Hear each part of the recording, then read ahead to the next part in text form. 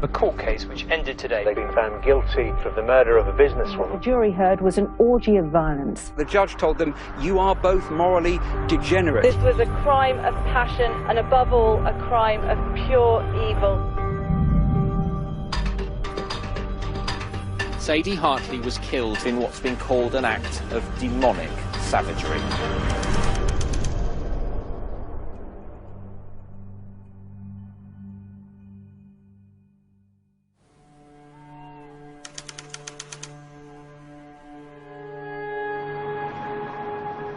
Good evening, Lancashire Police. I'm just wondering whether you'd be able to do a check on my boss's address. We've not heard from her for over 24 hours. Her name is Sadie Hartley. I was in Hawaii with my fiance. We were asleep in bed. It was about 4 o'clock in the morning and we had a phone call from the police. Emergency. Just arrived at the property. We're going to be forcing entry. There's a female inside on the floor with blood around her. I don't think there's words to describe the way I was feeling at that moment, especially being on the other side of the world where you can't go and be there and help.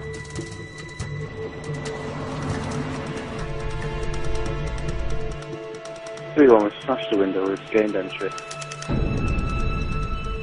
I didn't know whether someone had hurt her or she had fallen, and obviously that was the question I asked, and that's when they told me that somebody had done it.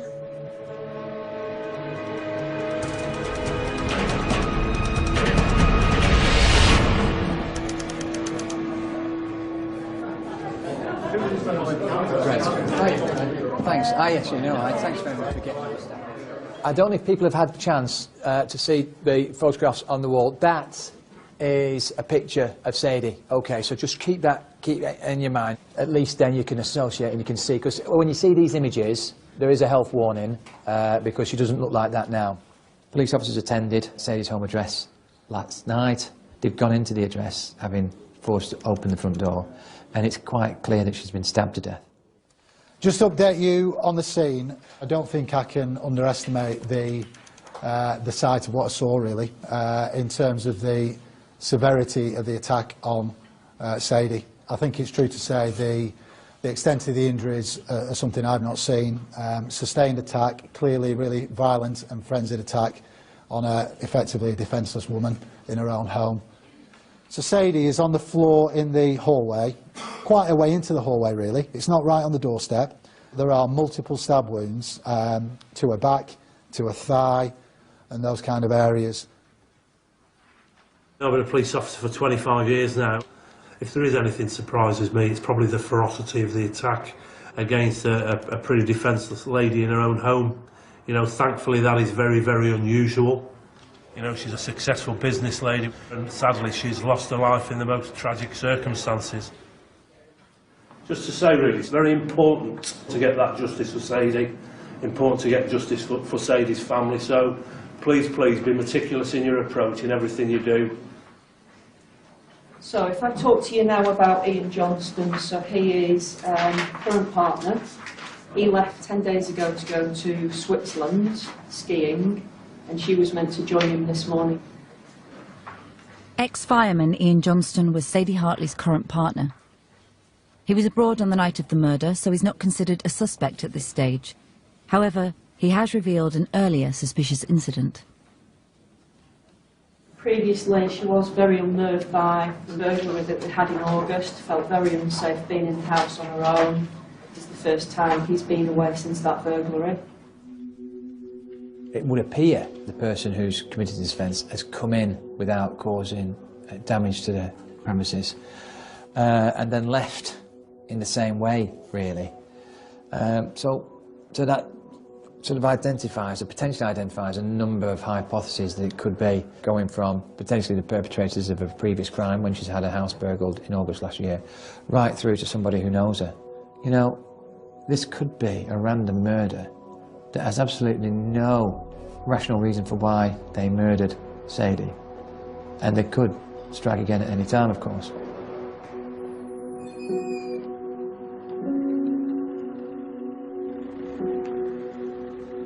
Well, we're going back to the scene now. The difficulty in securing evidence is that you only get one crack at it. So we've left Sadie in situ to allow us to do that. I don't want that to be any longer than absolutely necessary.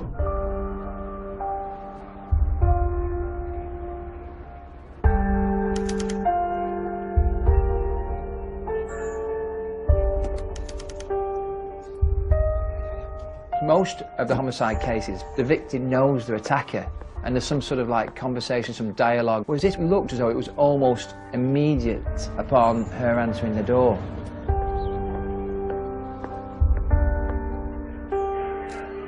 We're moving forward now by way of our forensic strategy.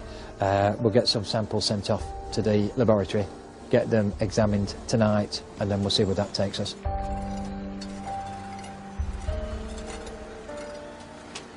We've been called in to assist with house-to-house inquiries. Can you just have a look at this one, because that one's number 20. The street itself is a straight-through road with pedestrian access at one end, vehicular access at another. It's only got houses on one side of it, and they're very large detached houses, so there's very few properties overlooking the scene itself.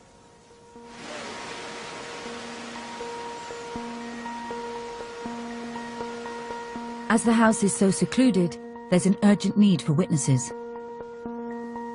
My name's Paul Withers, I'm a detective superintendent working for the Lancashire Constabulary. I am the senior investigating officer on this inquiry. How are we doing? You all right? Sorry to bother you. Just doing some house-to-house inquiries. Hi Pam, you all right? Yeah, it's Hayden from Sadie, I spoke to you earlier, yeah? We know Sadie was alive at 7:30 because she has communicated from a home address with a work colleague. Right. I feel it may have happened during the course of Thursday evening. So I've got a list of questions to ask you. The first one being, did you know the occupants of number 8? I would urge anybody with any other information, please pick up the phone. Did you see any other suspicious activity or any other suspicious people in the area on the Tuesday that you can think of? I do remember seeing an older woman. She wasn't doing anything suspicious at all, she was just doing her thing, but yeah, I saw an older woman. This case is quite unusual in the sense that there doesn't appear to be any apparent motive. You know, we're working very, very hard to try and identify why this has taken place. If it takes weeks, if it takes months, if it takes years, we will carry on and we will be unrelenting in our pursuit of the individual or the persons that have committed this offence against Sadie.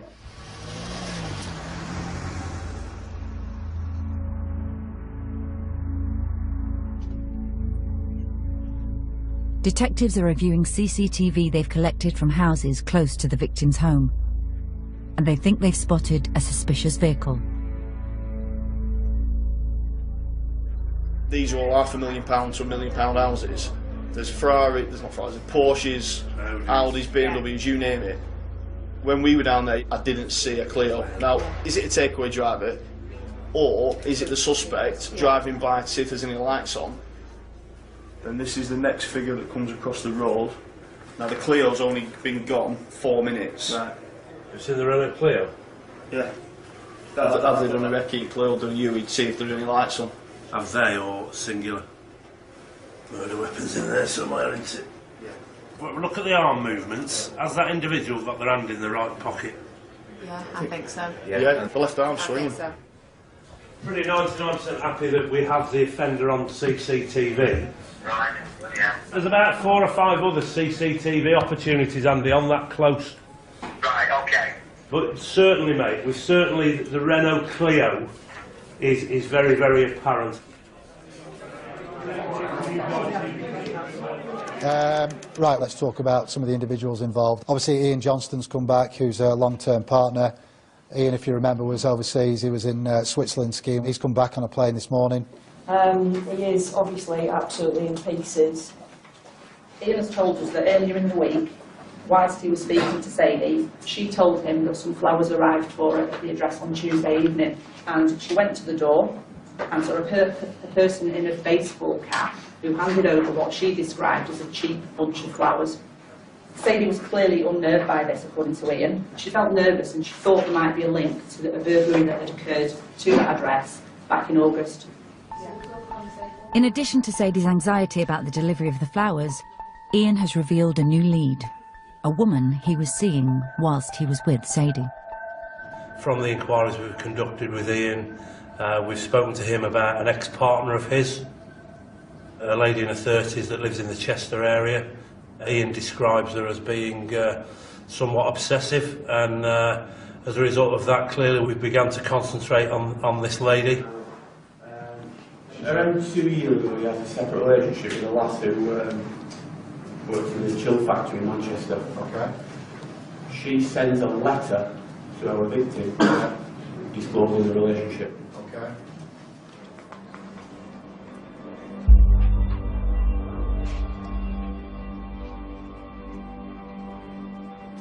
If we think about what we know about her, the facts we know, certainly if the cell site comes back and it puts her in Hampshire on the 7th, we're not a million miles apart. And any other occasion. Yeah. The team have used cell site technology to track the location of this woman's phone, a 34-year-old called Sarah Williams. Despite the fact that she lives over in the Chester area, on the night that we believe that Sadie was handed a bunch of flowers, this lady was actually in the Helmshore area. The hypothesis could be that the week preceding the murder, that this individual made her way over to Helmshore, purchased some flowers, knocked on the door, clarified who Sadie was before handing over the flowers, only for her to return a week later at roughly the same time and commit what I can only describe as a brutal, callous, cold-blooded murder.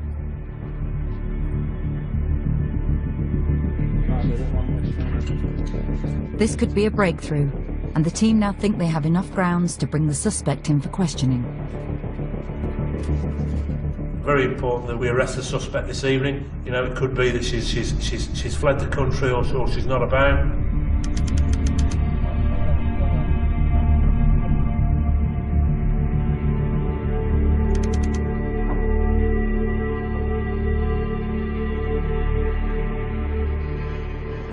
As you can see, the Cheshire officers are going in with public protection gear on to the house that we've identified.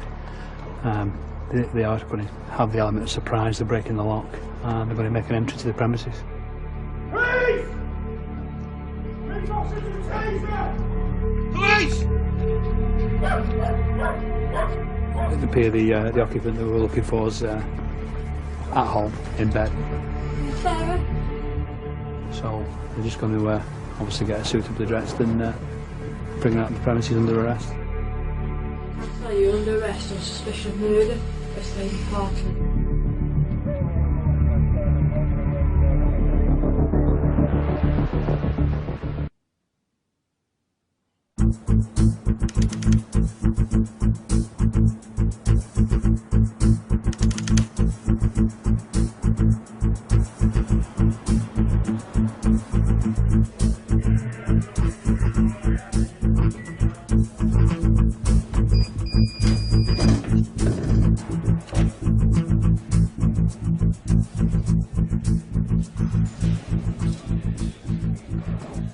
Okay, why's this lady here?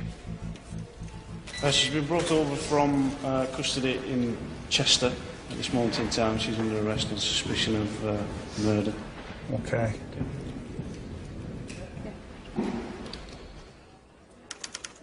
Police have now learnt that as well as her relationship with Ian Johnston, Sarah Williams has a 75-year-old boyfriend. When we turn up at the address, we get there and the neighbours come out, because obviously of the police activity, and they say, oh, are David and Sarah okay? And we say, yeah, who's David? He said, oh, David's her boyfriend, he comes round every morning at 5 a.m. David's married, he's got a child, he's probably the same age or older if not than Sarah, and his wife is fully aware of their relationship. He describes the fact that he's been in a relationship with her, in a sexual relationship that is, since she was 17 years of age. So there is a pattern of behaviour there that he leaves the marital address and his wife and goes round to Sarah's home address at 5 a.m. virtually every morning. Do you understand why you've been arrested? We do need to ask some questions in relation to these really quite serious allegations. Give you a quick seat. Okay. And just stand up, keep your arms over one. So, have you ever been arrested before? No. Are you working at present? Yeah. What do you do for a living? I sell ski holidays. You understand the grounds why you've been arrested? I understand the connection. Okay. Does anybody need to know you're here? Yeah, my boyfriend David. Okay, I need to get some details from yourself. Yeah. He's got my little dog. So what have you got? He's a Parsons Jack Russell.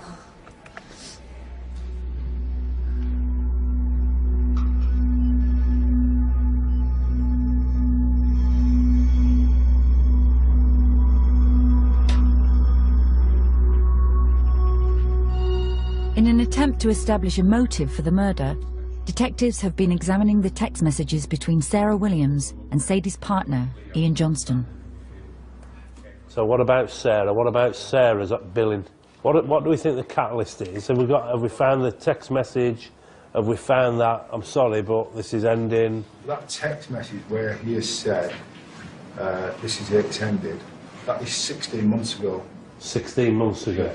From that text messages, then we've got the letter from Sarah to Sadie, which caused a lot of problems between them two.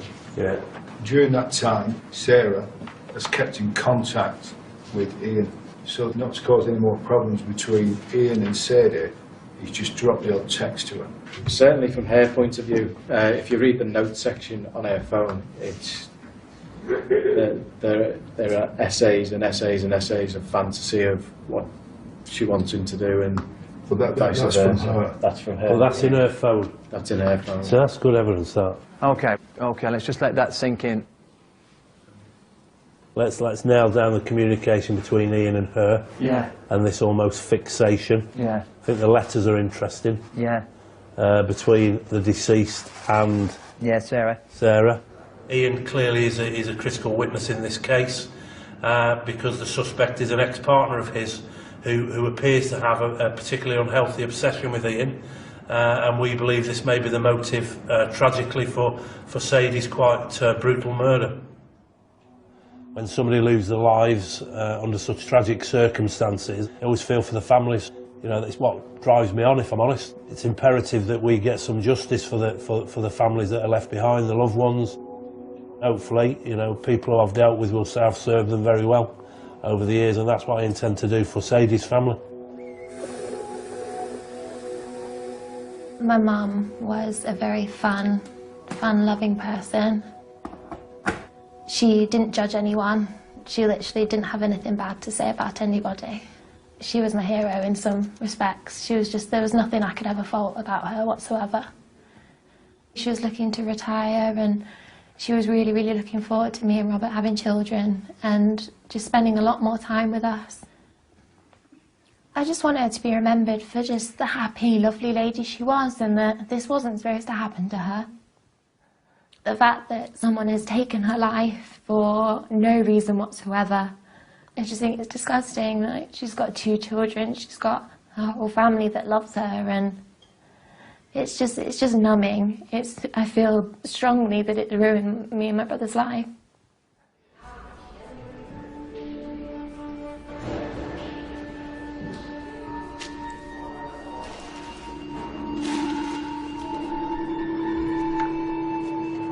We're just going to go and meet the solicitor, who's here to speak to her client, and we'll then be going into interview with her. We're sorted. Yeah, thank you. She is going to be talking to you. Good.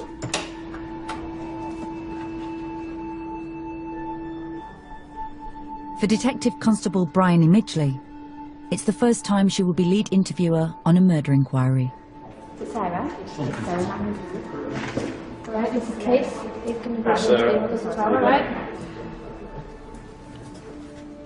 This innocent lady who's just minding her own business in her home, getting ready to go on holiday, exciting time of life, her daughter's just got engaged, and she is being brutally murdered at her home. And it's horrible.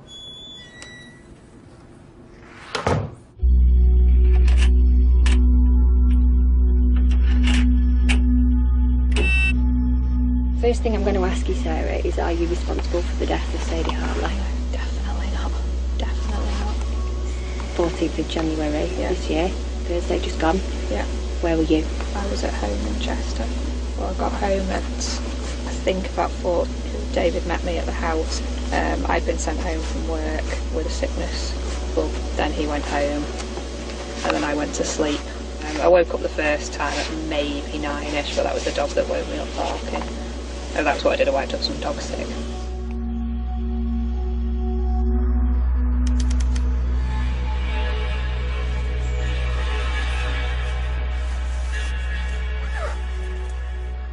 Despite Sarah Williams' claim to an alibi, forensic experts think they have made a key discovery. Dom, I know you've got some forensic stuff that you need to show. The forensic update I had earlier on was there's some dilute blood in one of the bathroom sinks. He wants to send that off in the morning first thing, along with our victim profile. Okay. Very quickly, the home address of our suspect appears to have been cleaned from top to bottom with bleach. Sadly, she appears to have missed a very small spot of blood on the sink. This is a real chink of light now that's come over this case, so fingers crossed. Yeah. If that is the deceased blood, it should be any charge of murder.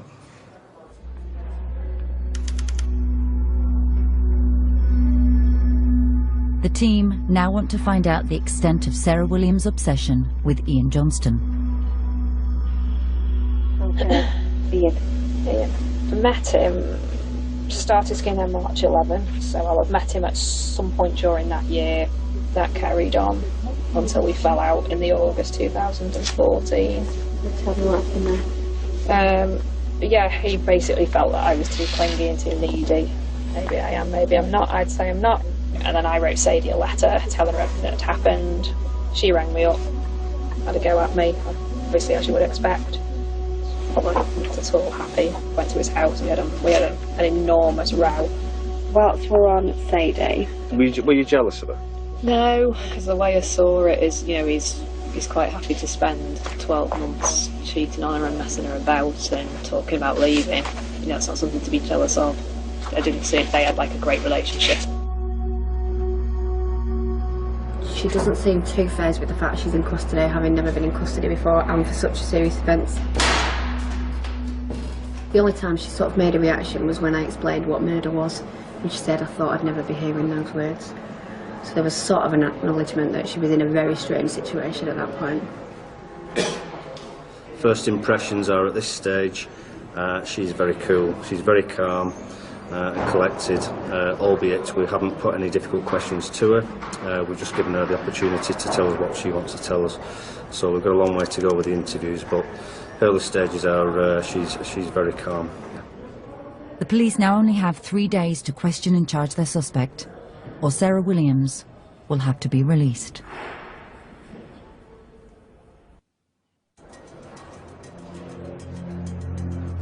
It's day 3 of the investigation into the shocking murder of Sadie Hartley, and Detective Superintendent Paul Withers is now in sole charge of the 40 detectives involved in the inquiry. I'm happy with the way the investigation is progressing. Clearly we still don't have that golden nugget. The blood that's been recovered from the suspect's home address, if that comes back as the blood of the victim, you know, that's quite difficult to explain away in any police interview, and you know, I can't wait for that result to come back. The CCTV on the night of Sadie's murder, we could see that there was a Renault Clio that arrived on Sunnybank. We get the Renault Clio going on the close about 10 to 8. Yeah, it then comes off. Murder then occurs, I would suspect. I really think we probably need a team absolutely thrashing the life out of any CCTV opportunities. What time are we near again, sorry? 2012 to 2020. Right, the murder weapon, we haven't got back. Mick, I need to be 1000% positive, mate, that has not been discarded in any of that wooded area opposite the addresses. Any streams, it all needs doing.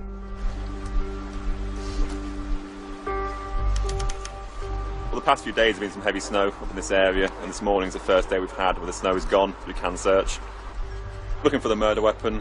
We believe it to be a large knife. We've got no more description this time.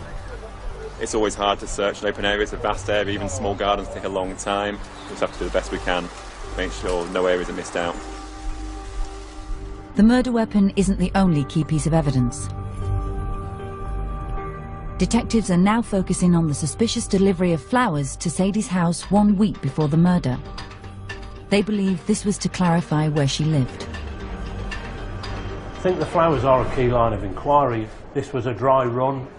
From the witnesses we've spoken to so far, you know, we believe it may be a possibility that Sadie may have known Sarah Williams. So at this stage, you know, we believe the person that delivered the flowers may not have been Sarah Williams and may have been somebody else. Now looking for a possible accomplice, detectives get a new lead. Sarah Williams' best friend.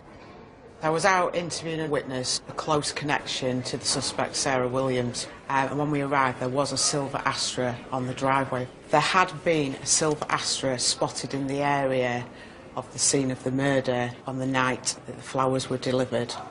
In that silver Astra it was reported that there was potentially a bald-headed male and a female.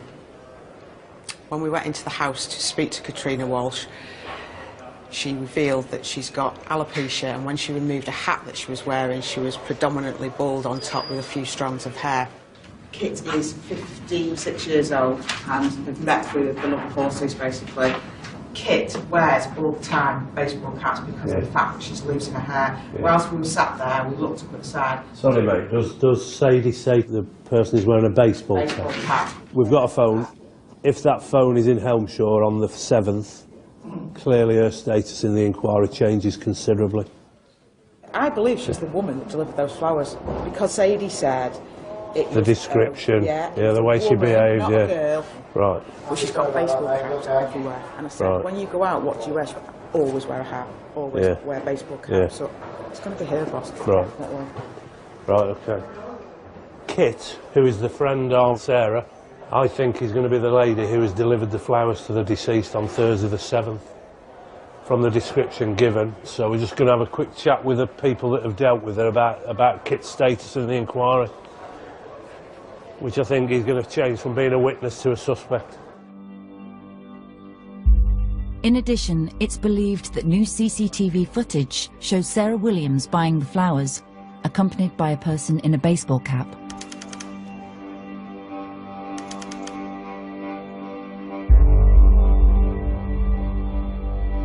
Do you see your face on this? No, that's Very, you see the top very of it. feel purse though, we need to get that purse. There's the purse and the handbag as well. That's The purse is really distinctive. Yeah. Just see it. There we go. There you go. Got a scarf on. It's a work one, it looks It's like a almost red like it's a hoodie. hoodie. There's the back, isn't it? It's a hoodie. The phone of Katrina Walsh, otherwise known as Kit, has now been examined. It confirms that she was in Helmshire on the night the flowers were delivered. She's delivered the flowers, mate, hasn't she? She's delivered the flowers. But she doesn't self-cite in the area any other dates. As a result of the information that has come from members of the inquiry team, we've made the decision basically to arrest a lady by the name of Kit. We know that the phone belonging to Kit was actually in the vicinity of the home address of the victim on the 7th of December, so hence that's why we're going to effect the arrest today. Just step into there and watch your head on the top. Yeah. Okay, watch your head and just take a seat down there.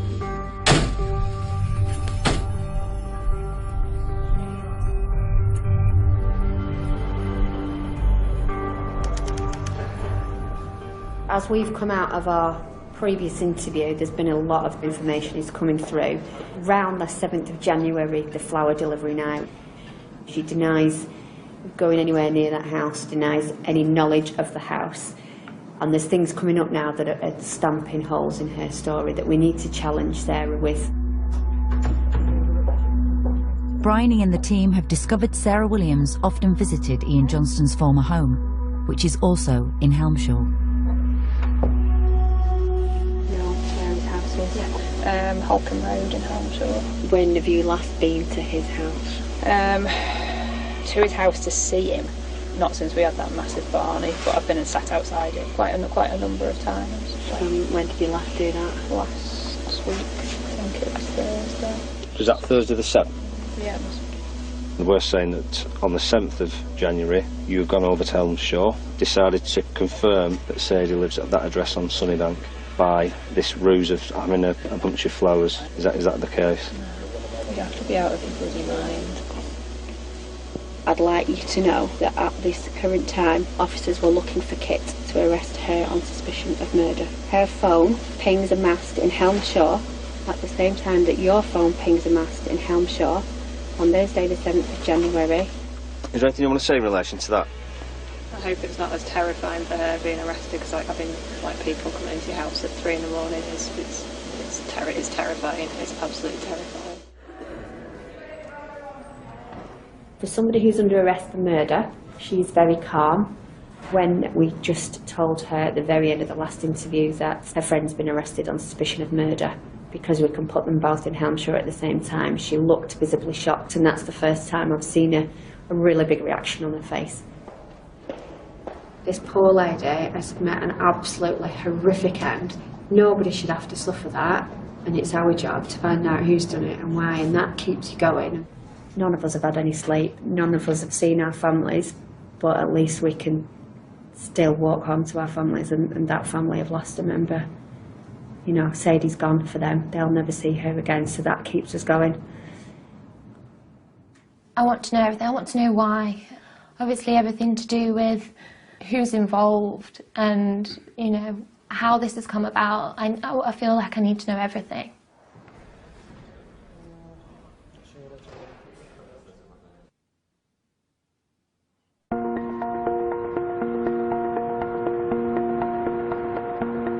Lancashire police are investigating the brutal murder of businesswoman and mother Sadie Hartley. Evidence is beginning to mount, and now forensics have thrown up a new lead. There was an item which was stuck in the kind of roll top neck of Sadie's jumper. What we did, we sent that through to our forensic science lab. He indicated that he believed that it may be from a stun gun. He said the mass-produced, really low cost. You think of this poor lady who's either been zapped with it straight away, you know, perhaps our offender has said, I want to talk to you. Our victim's walking away. If you think where her body was located, it was probably about 10 feet into the hallway. You know, is she leading the way, and then she's done it on the back of her neck, and then set about, and then she's been stabbed to death, you know, 50 knife blows. So, you know, absolutely top end this for me. And, you know, where she got this stun gun from.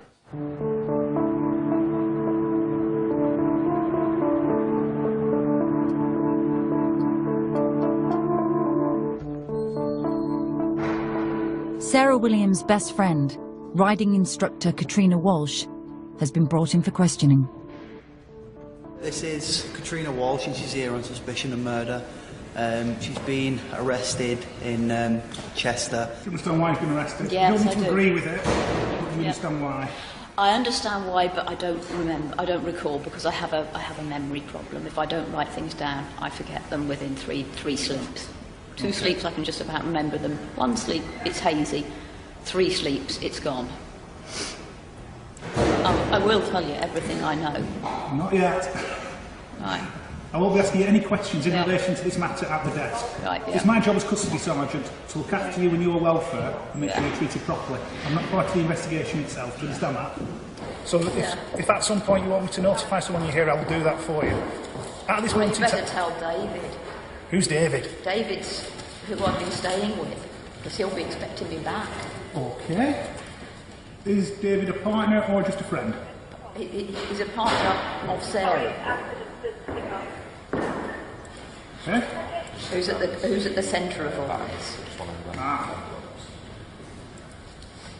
And he doesn't believe she did it, but I've been really worried because I've had that note to myself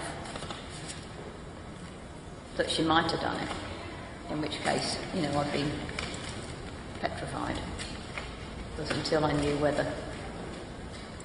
For sure. I mean, because now I've forgotten.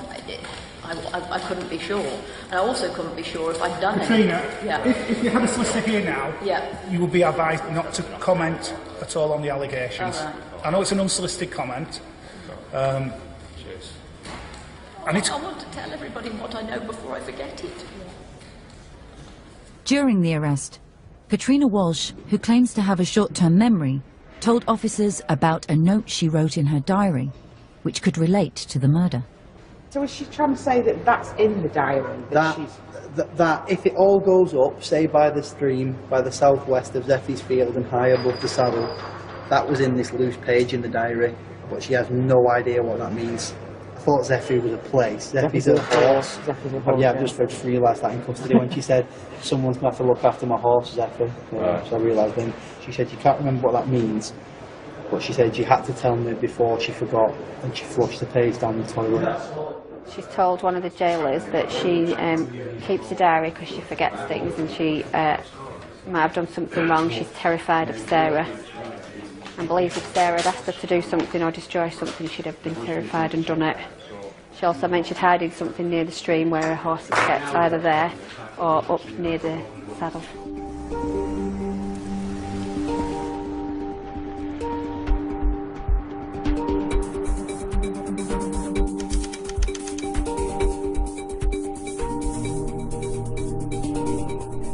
Got a suggestion she's come here, she's made reference to a horse, Zephyr, a field.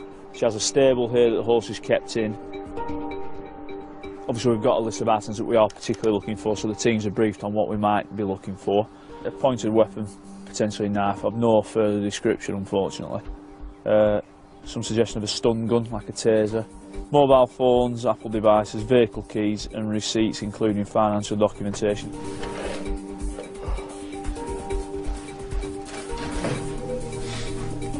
It's a very big farm, 58 stables, 12 fields.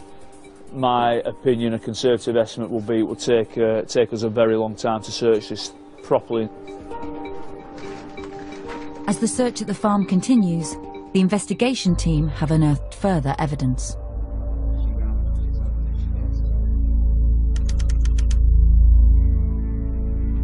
She's according to her interview, she's in bed.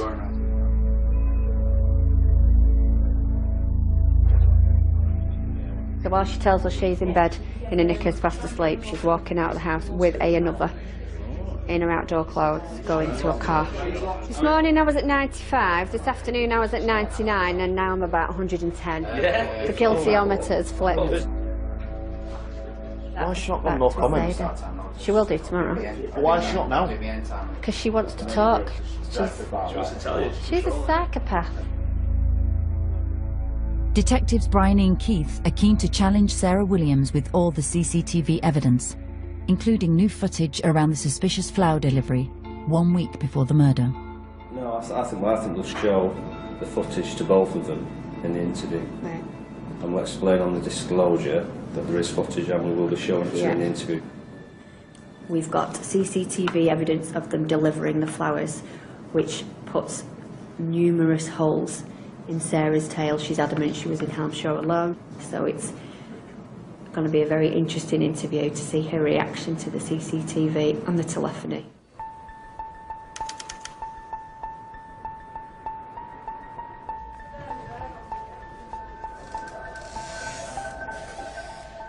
She was very confident in the first interview, and I think that confidence is waning now. I think she's realising that things are getting tricky, and they're going to get trickier for her. And I think that is why she'll probably go no comment now.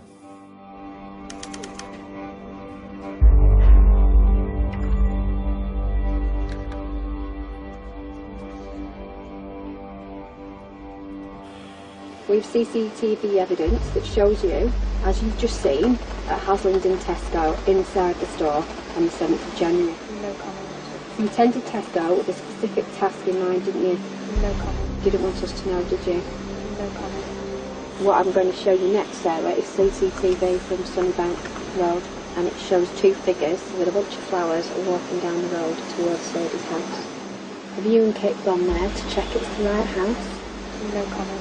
Why did you send Kit to the door? No comment. Why weren't you brave enough to throw yourself? Is it because you now said you would recognise you?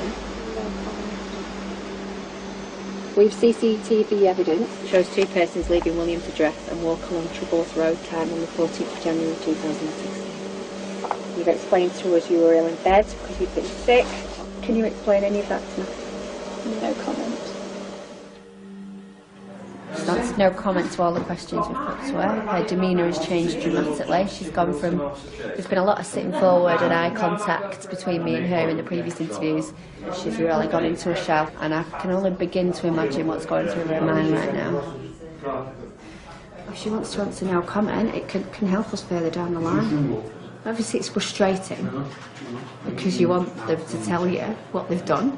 We all want to know, don't we? What she's done, why she's done it, how she's gone in, what she's done first, why she stabbed her, how she stabbed her, how she used her stun gun. We might not get that from her, and so that's frustrating.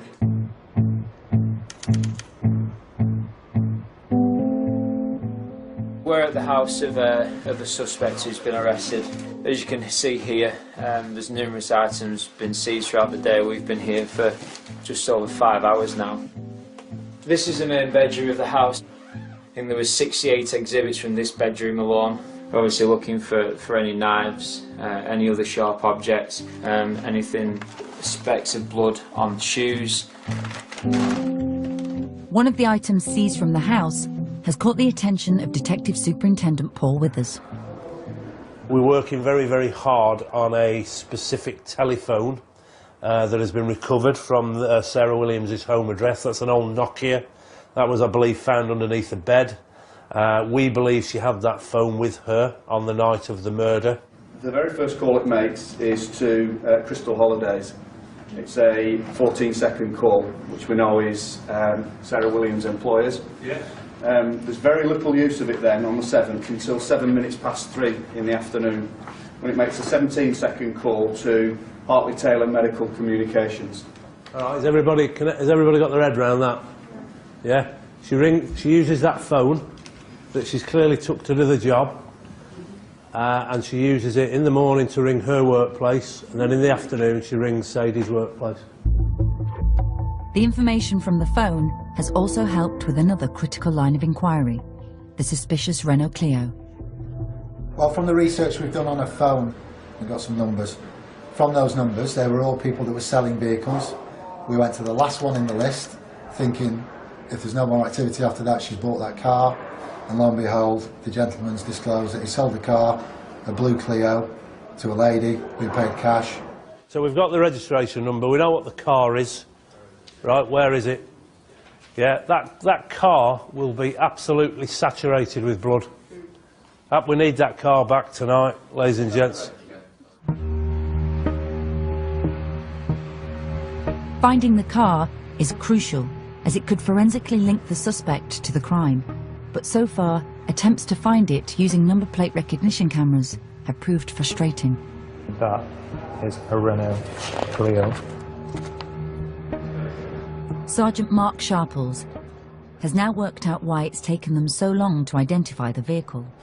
It looks very much like an 8, and the ANPR system has read that as an 8, but the actual picture of the car is not Toyota Yaris, it's a Renault Clio. So basically, mate, it should be a 3, she's made it into an 8. Yeah. It's unbelievable, isn't it? Eh? So, well done. You're as good as your last job, Sharples. That's a good job.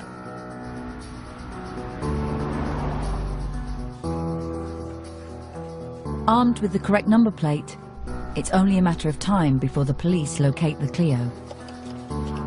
Control to Sierra Alpha Car 2. And very quickly, they have a breakthrough. In a car park 55 miles from the murder scene. Where else is it? Near Victoria Mews. I'll just put him on, all right? Andy, how you doing, mate? Absolutely fantastic, mate. Great work, pal.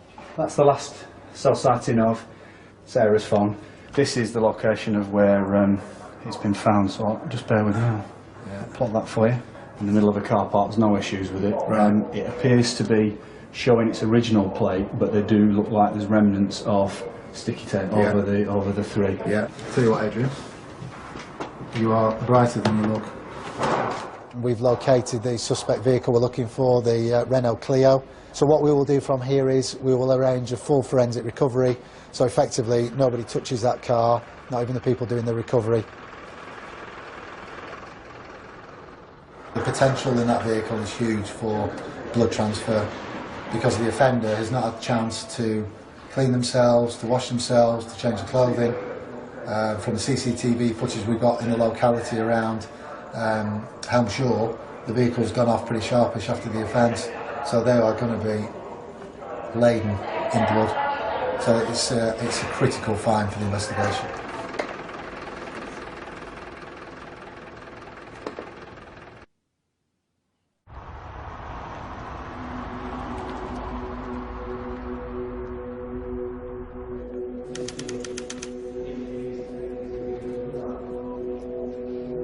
.55-year-old riding instructor Katrina Walsh has been arrested for the murder of Sadie Hartley. Should we go? She claims to have a 3-day memory and now faces her first interview under caution.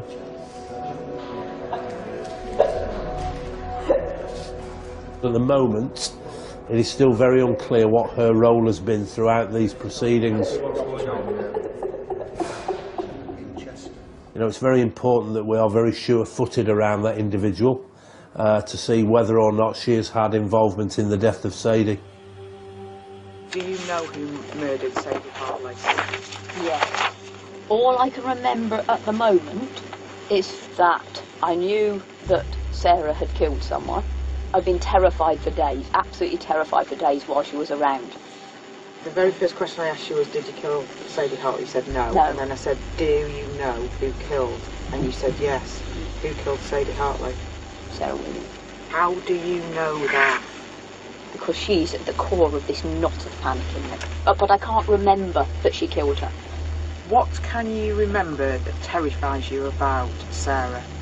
I think I started to suspect that she was a psychopath. And that I was very close friends with the psychopath. I'm going to show you, Kit, 3 photographs of a road which is called Sunnybank Road. Okay. Do you remember Sarah in connection with this property? Yes. What does she instruct you to do? I go to the door, knock, ask Mrs. Hartley, and hand the flowers. She wanted to find out where the bitch is. She wants to take Ian off the bitch. Walsh has been assessed when she initially arrived in custody here, you know, and they clearly deemed her to be fit. She was interviewed at length and she had a good recollection of a lot of the stuff that went on. You know, I wouldn't know whether she has memory issues or not. My view is probably not. That was bought by Sarah in Germany. I basically went like that out the folder, and as I went like that, yeah, that's fine. She went, Mate. Germany, Germany, Germany, Germany. Right, That's fine. So, as it comes out, they've been on some form of road trip. We need to get our diaries out to find out when they've been to Germany. We've had some information today that suggests that Sarah Williams may have actually driven to Germany to buy the stun gun, which we fear she may have used to incapacitate Sadie before she's been stabbed. So, you know, this has been planned for a number of weeks, and again, you know, I find that quite chilling, really. Mrs. Hartley is the bitch. It's Ian's partner, isn't it? Mrs. Hartley, she's Ian's partner, and it was like, she wants to get rid of her. She wants to get rid of her. She would kill her. She would kill her. And this is how she's talking. It is properly like a trance.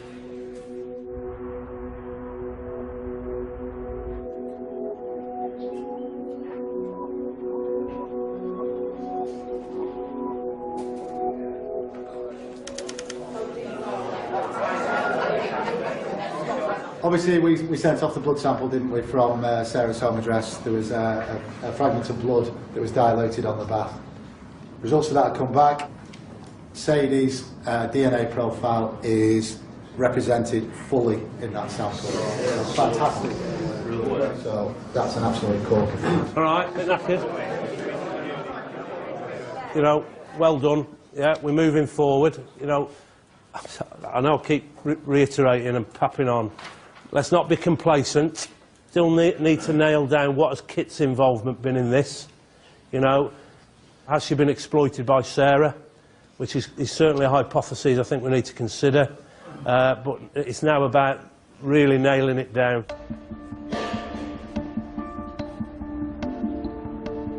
We're going to put everything to her now. We need to go into the day of the murder. We've skirted around it a long time now, so it's time to discuss weapons, injuries, how she's committed the murder.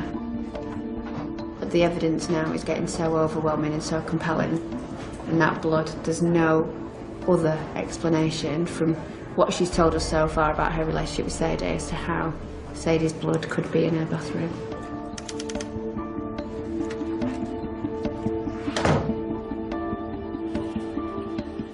A Nokia phone was seized when we've searched your home address. First call it makes is the phone number of Sadie Hartley's business. No comments. So Sarah, the victim of a really ferocious stabbing, we have her DNA in your bathroom. Is there any feasible reason how that could have happened? No comments. Sarah Williams has now been interviewed for just under 6 hours. We need to make sure that everything is completely watertight and there won't be any bits for the defence to pick on, or any holes or loopholes or bits that we've missed that they can say, well, if you'd have asked my client at the time, she would have said, this lady needs justice, her family needs justice, somebody needs to be convicted for this murder, the right person needs to be convicted for this murder. My mum was just such a trusting, loving person that if there was an issue, all you had to do was talk to my mum. She never ever got confrontational, she never got cross, she was never angry, all she ever wanted to do was talk things through. And I feel like if that had happened, this wouldn't have happened, and she would still be here with us today. It was pointless. Katrina Walsh will now be interviewed for a second time. This will be filmed to be used as evidence in court. With Sarah Williams refusing to talk, this testimony could prove to be crucial. What evidence is it that you've hidden? I've hidden a zapper, a knife, the soles of some boots. Tell me what a zapper is. It's a black thing with a squeezy, and it's got prongs, and it makes a horrible crackly noise. The next item on this list, what does that say? A knife. Right, tell me about that. It's a knife, and I suspect, at the time I suspected it's killed somebody. Okay, why do you suspect that? Because I've been told to destroy it. Who by? Sarah. She got in my car and gave me bags with instructions to burn the clothes and the towels and everything, and utterly destroy everything else. Okay. I opened the bag. I opened the bag.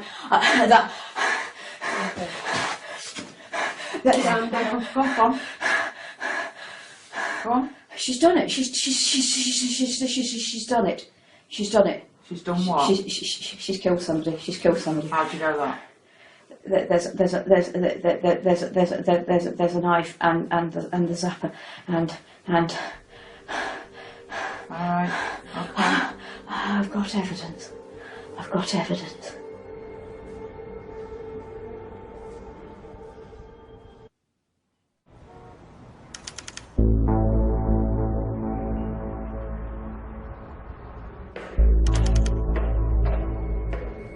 Detectives investigating the horrific murder of Sadie Hartley now believe they have built up a compelling case against Sarah Williams. We've finished the interviews. CPS have authorised charge, so we're going to go and charge Sarah with Sadie Hartley's murder.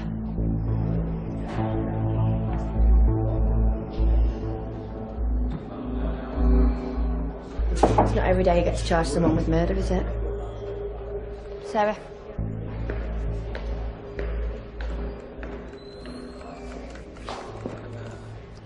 Okay, Sarah, CPS have authorised us to charge you.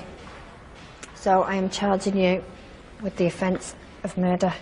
That on the 14th of January 2016 at Helmshire, you murdered Sadie Hartley, contrary to common law. You do not have to say anything, but it may harm your defence if you do not mention now something which you later rely on in court. Anything you do say may be given in evidence.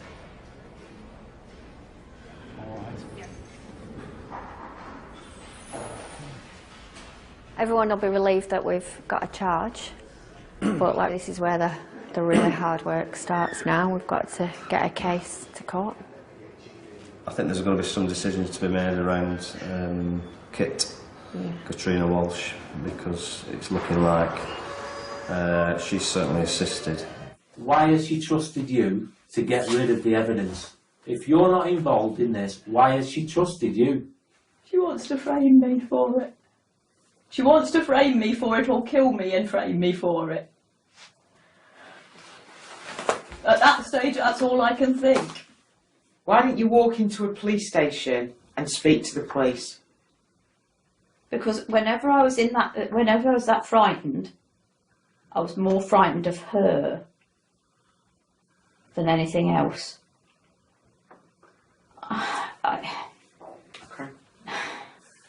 Sadly, Kit, it shouldn't be me that you're sorry to, but... And oh no, I'm very, very deeply... But you shouldn't be sorry to me. No, I'm deeply sorry. I mean, that's oh, God. Right. Okay. Right. Take that one for you. Am I right to get some or water? You've got a full water there.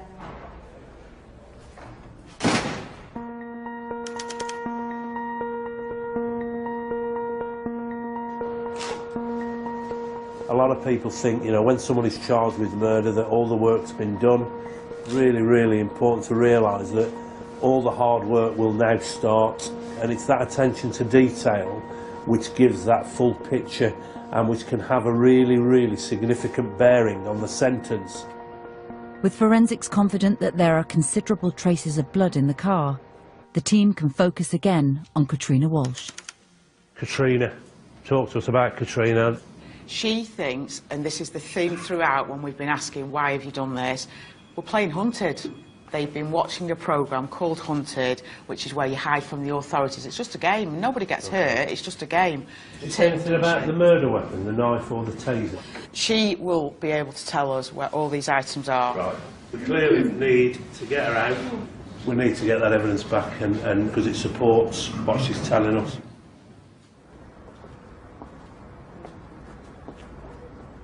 The plan today is to go out and we're going to do something quite unusual. We're going to actually take her out to this farm where she's agreed to show us where she's concealed these items. If Katrina Walsh leads detectives to the murder weapon, it could prove damning against both her and Sarah Williams. Here, somewhere where I can get to the water. And it'll be pushed into the mud somewhere down there, I think. Wrapper, some oddments, a car key under those piles. You pointed then and you said knife. Show me where you pointed to. So where this horse poo is, because I've put the horse poo on top so that I could. Right. Then you said to me, zapper. Where's the zapper? In this somewhere in that. Okay. So where did you go next? After doing that, I went up to the yard where the. Right. Well, come on. You show us. We'll follow it back up. Yep. Follow it back up.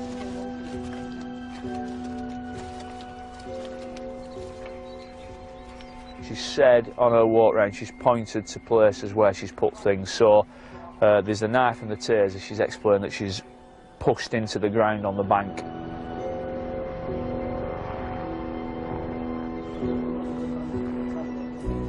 Actually, be the car key. Yeah, I'm thinking that. We found what initially looks like pepper spray with something underneath it. Is there a barb missing, Chris? Yes, there is. Yes, nice one. That's the same one that's on my neck. There was at the scene a barb that was recovered, we believe, from a stun gun. We've just recovered a stun gun as well, missing a barb, so there's just the one barb on there where there should be two. We've also recovered a car key, which we believe is of interest to the inquiry team as well. But the most vital item is undoubtedly the murder weapon. Just put it out and lay it down. Can you see it? Just pull it out, put it straight in there.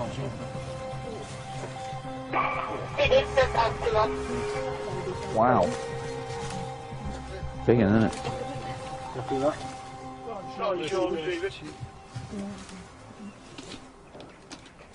See the blood on the end? Yeah. Still got blood on it.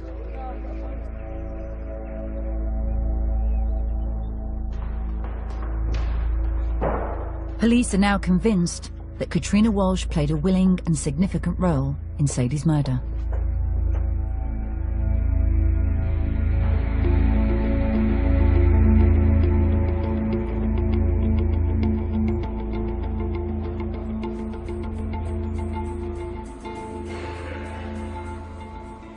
You are charged that on the 14th of January 2016 at Helmshaw murdered Sadie Hartley contrary to common law.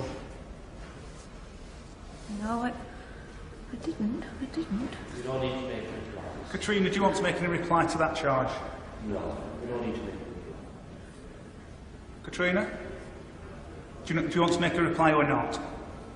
Mrs. Walsh, we don't need to make a reply.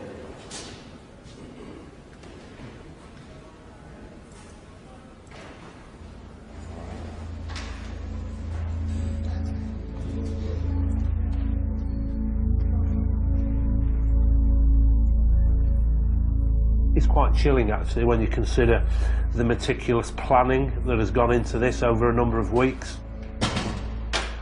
In the weeks ahead, hopefully that will be presented before the Crown Court.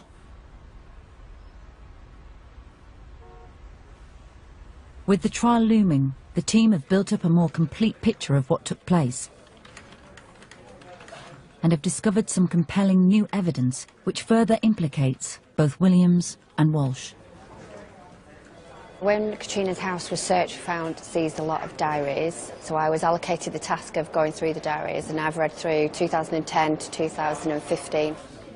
The planning for the murder came a lot earlier than we thought it would have been. I think it's about 18 months in advance that is the first mention of taking Sadie out, or words to that effect. So Katrina's defence in interview was that she didn't know anyone was getting murdered, it was all a game.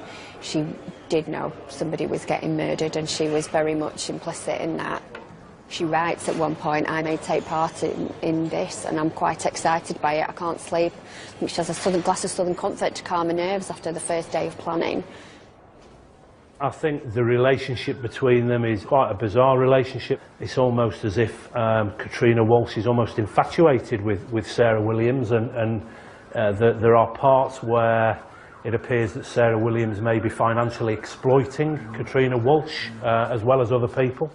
You can see there's a page ripped out, pages ripped out there. There's 2 full pages, there's amendments, there's crossings out. But she obviously realises there's incriminating stuff in there, else she wouldn't have gone back and ripped key passages out. But having read these, I very much doubt she's got a memory issue, because she's remembered that she needed to go back and cut things out. So she says, poked Sarah, who said she would ring. I guess Ian getting back has sent her craziness off again. Relaxed and got a call in the afternoon, and Sarah came round, so got caught up in endless murder plots for Ian's other half. I'm going to be involved now, heaven help me. I have no moral qualms, just a serious don't let us get caught twinge.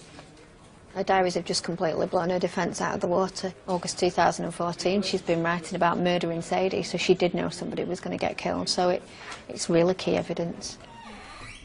With both defendants pleading not guilty, the trial is a long and painful process for Charlotte and the family.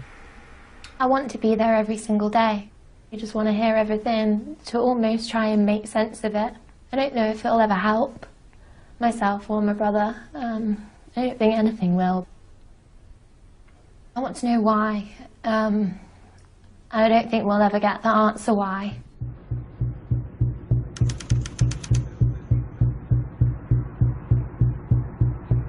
I'm a little bit apprehensive this morning, if I'm honest. You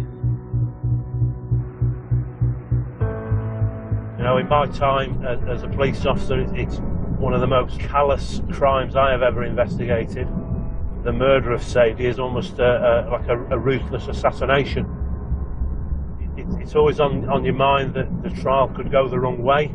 Thankfully, it's only ever happened once to me in my service. And again, if I'm brutally honest, something that haunts me still, probably will stay with me till the day I die.